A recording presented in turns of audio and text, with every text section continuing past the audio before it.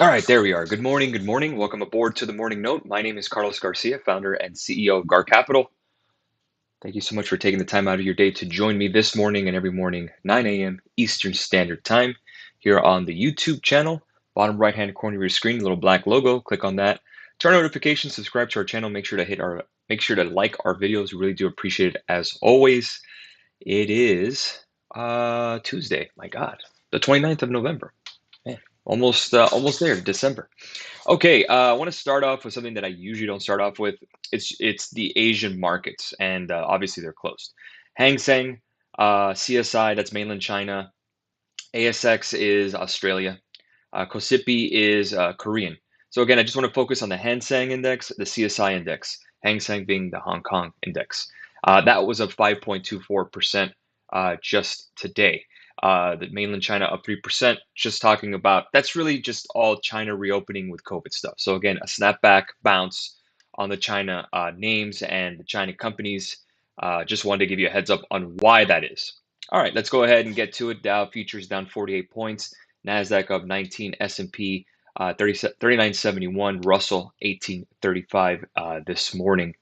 Crude oil is up on the hopes of a China reopening. 78.34. Taking a look at gasoline futures up 1.5%. The good news, at least with crude oil, is that of course we know it's priced in dollars. Dollar is up today. It is above the 200-day. I'm going to explain something that I talked about on the Discord blog yesterday. So 106.72. Keep that in mind. The dollar.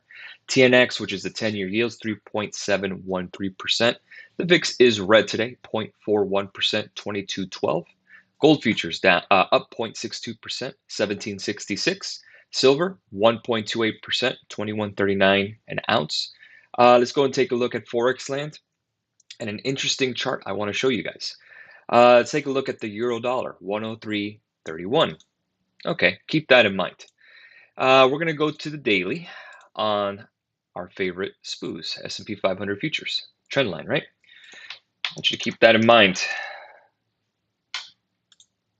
Looks pretty similar, don't it? Yeah. Even with the 200-day and all, right? How interesting. So we could just do some lines and see how this trend line is going. Do the Euro bulls take us higher? And look how correlated it is to the S&P 500 futures. So we're going to go ahead and do the extension to the right, 1, 2, 3. So we got a little more, but we're now right at that 200-day. If we go ahead and compare, so we can get a little more color on this. We'll go ahead and add the custom symbol, which would be S&P 500 futures /ES. And yeah, pretty darn close. It's from 2022 all the way down. So again, you could see S&P 500, again, a trend line, same, very similar. So again, if you are an equity bull, if you're someone who's trading risk on, soft landing, Fed, whatever, bullish, euro dollar is pretty much what you're looking for. Again, if the euro dollar continues to go higher, if we get to 106, you better believe that the S&P 500 will be near that trend line that we talked about. So let's go ahead and remove this study. We're going to go to edit studies. And of course, that's why we talk about the dollar. The dollar, why it's so important. So that euro dollar correlation. 103.36, again, that's pretty flat. Pretty similar to S&P. S&P is up, it's flat, slightly green, but euro dollar is flat as well. Dollar yen down 32 pips, 138.58. Good morning, Jeff. Pound dollar up 42 pips, 119.93. 16,195 for Bitcoin. Again, that's kind of another high risk barometer. Pre-market BABA is up 5%. PDD is up 5%. That's a Chinese stock, obviously. Just caught my attention on CNBC. Ethereum futures up 3%, 11.89 this morning. All right, so that's where we are this morning. Let's go ahead and keep it with the dollar. Again, like we talked about, I'm going to expand this chart because it's very important to look at. So here's what I wrote on the blog yesterday. So I wanted to give kind of my a little bit of color and context on what I was seeing yesterday. Obviously, the market, I think Dow fell yesterday about 400 points. So here's what I wrote. I said, this is yesterday at 2:33. So here's what I'm thinking with this market we're currently seeing. I think we can agree that the shortened Thanksgiving holiday left Most traders pretty bullish. We can see with the RSIs and the macro backdrop being more accommodative to a rally. Uh, in parentheses, lower rates in dollar. We talk about that every day. Some headlines, obviously, the China COVID stuff being the big one. Again, that was something we focused on this morning. We talked about the Hang Seng and the CSI, but the consumer shopping numbers are pretty positive. We talked about that in the newsletter. Again, let me go ahead and give some info on that. Consumers spent $11.3 billion on Cyber Monday, up 5.8% year over year. That is Adobe Analytics. If we add inflation to that, 8% CPI, again, goods and different thing, it's actually down. That may not be accurate to the T, maybe just flat, but again, it depends on what was bought. Black Friday shopping, I highly doubt people are buying automobiles. Never know. More likely, it's probably electronics, and those are actually in a deflationary cycle because of how much supply is out there. Again, usually those kind of home electronics have been falling for a while. Let's see here. With that being said, if the dollar can at least close or hold below the 200 MA, this is the red line here. That's the 200 MA on the hourly, 106.61. We are now below it. I think we snap back at its current support of 39.70, 39.70 right here. 39.73 is where we're currently at. So again, pretty close correlation, 39.70 to that dollar 200 day, right? And I said my mentality here is the algos are running the show on this one. It's up one day, down the next. We were down yesterday. I expect an update today. Reversals on reversals. So if we can hold above 39.50, again, that's a big key. That's the next big support until 3900 retrace. We talked about that yesterday. So again, hold above 39.50, stay below the 200 day on Dixie. 200 MA, excuse me. So that's where we are currently. We're now below it. I expect us to bounce tomorrow overnight with the opportunity to short into Wednesday. We are up slightly. I don't think there's a big catalyst for a fall. I do reiterate that. Again, we do have the GDP number and we do have the NFP on Friday. I don't expect a negative GDP reading at all. I think the actual forecast, if I can get that, let me get that forecast for you guys.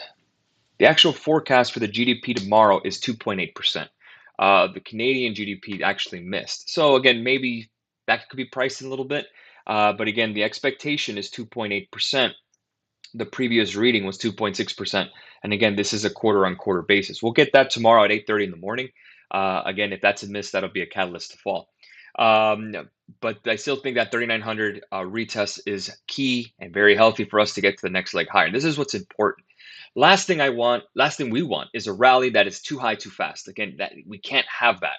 We have jumped, I think, 14, maybe 13% from the lows.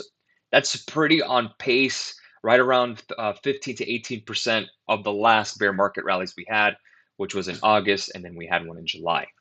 So again, we don't want something that's too high too fast because that will just reverse just as sharply as have we seen around August and July. Slow and steady is what we want. Again, very, very key. We want retests and bounces. Again, so what I want with S&P 500 futures, we'll go to that right here. What I want from S&P 500 futures is exactly what I'm seeing currently. So what am I exactly seeing? We're going to see in the 4-hour chart. You could see this rising channel. All I want is to stay in that structure zone. I'm okay with coming back to 3,900. And then the next month we can get back to 4,000. Again, that is fine. As long as we can stay on the upward trend or break above it. That's what we want. We want a market, at least a rise that is sustainable. What we don't want is a fake out. What we don't want is another bear market rally, which is absolutely plausible. 1, 2, and 3. Again, that's why it's so important for us to get above that 200 DMA on the daily and see if we can finally break above 41.35 and get that Santa rally that I've been speaking about. But again, structurally speaking, we want something that's nice and easy, not a lot of volatility to the upside, a melt up, if you will. The last thing I want is to spike tomorrow to 4,200 on a great GDP reading, because then I'm going to want to short that and get back down here because we're going to have to retest and fill some gaps. More than likely, if you got a big push like that, you're going to get a gap to fill. We have a gap to fill from Sunday at 40.28. So my expectation on that was that we fill that gap today, and then tomorrow with Powell and the GDP, we should get that retest or come back down again. All we're doing, guys, is staying structurally bound. The issue is the tighter that wedge gets, you're going to start getting tighter and tighter moves. So again, that kind of follows the script of the Christmas holiday. Could we get to that 41.30 level by Christmas? That's a very big possibility, especially if we stay within that wedge. And the more we tighten up, we're starting to set a pattern where we're going to have a breakout from that wedge. So again, it is following the script currently. I do expect a red day tomorrow. I expect a green day today. But again, I'm going to trade what I see, not what I think. But again, that's the script that I'm looking at. Again, the market is never wrong. I could be wrong, always. So keep that always in mind. So again, there's the roadmap. I got into some Tesla yesterday. So here's the deal with Tesla. I saw some really good outperformance from Tesla versus its QQQ and its peers. So again, we had that push here to 189. I did the trade first personally. I caught the 200 trades, the 200 strike, and I got 35%. I was telling the team about it, and I said we should get in because we're probably going to break out of this double top. Plus, we also have an inverted head and shoulders pattern. So again, what we want to get is a break of 189.15. I have Tesla calls. There was a note from Morgan Stanley today regarding Twitter and Tesla and Elon. Doesn't seem to be affecting the stock today as it is up pre-market at 185.12. The target I'm looking for is 189.15. If that does break, we really got into the daily here. I believe that 200 level is the key. So again, you do have resistance here at the 20, 193.53. That seems to be the target that we're looking for first. If you go to the 4-hour chart, probably gives us a little more color. Yeah, basically you have that kind of a setup of a head and shoulders. More of the head and shoulders is on the 1 hour, if anything. So again, you're looking for a short-term pop here, past 189.15, probably to 193 to 195. That's the 20-day on the daily that could reject. But again, if it does break above that, then we start getting a new trend higher on Tesla. Then we could start really messing around with it, trading around it throughout the month of December. So again, Tesla could be a fun one as it's been beaten down ever since the closing of the deal with Elon and Twitter. So there is always opportunities out there. I finally took some Merck. I took Merck yesterday. We did have Merck stock. I didn't have tons to be fair, but again, a big push. You could see was a complete breakout. I think we got 17% on Merck on the investment club. Great. I didn't make tons of money because I didn't buy so much, but that's totally cool. Some members probably got a lot of shares of Merck. One of our members was thanking me profusely about it, so he must have had a lot on Merck. So congratulations. A nice 17-point pop. We got into that in May. So it took a couple of months, but we got there. So well done, team, on that trade. Again, I still have way more stocks to worry about than Merck, but I got out of that. So I think I made like 150 bucks. So maybe more sneakers would be worth it, right? Okay, guys, we'll go ahead and leave it there. Again, it's the macro focus, the dollar yields. Again, you can see yields are down, up slightly today, but not much going on. Again, we're still waiting for that test of that support on yields. And I do believe yields are going to continue to fall. Bonds will continue to bid into the end of the year. That fits that script of a risk-on sand rally melt up. I don't know about rally, but again, a melt up is probably the possibility there. Again, all we want to get is that 200-day. That's all we're looking for. And again, we still have that head and shoulders pattern on TNX, which is the 10-year Treasury. We want that to fall.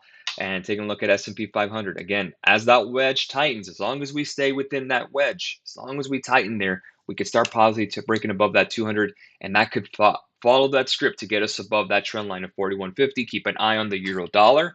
Very, very important as we saw that correlation today. Have a great rest of your morning. If you like these videos, again, I love doing it for you. Please hit that like button, guys. The reason I am here this morning is for you. Thank you again, as always. I appreciate it, and we'll see you guys tomorrow. Cheers.